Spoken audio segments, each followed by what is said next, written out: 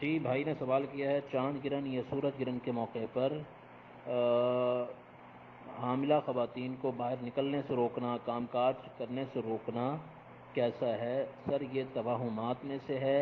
اس طرح کے توہمات کا اسلام میں کوئی تصور موجود نہیں ہے، کوئی گنجائش موجود نہیں ہے۔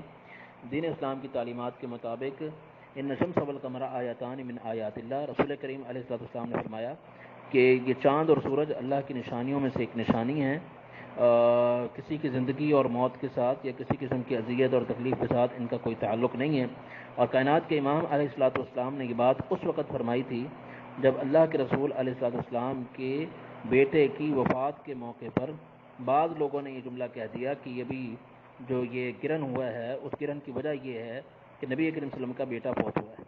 کائنات کے امام علیہ السلام نے فوری طور پر ان کے عقیدے کی تربیت اور اصلاح کرنا ضروری سمجھا، اور یہ آپ نے ارشاد فرمایا کہ اللہ کی نشانیاں ہیں، اللہ کی مخلوق ہیں، کسی کی زندگی اور موت کے ساتھ ان کا کوئی تعلق نہیں۔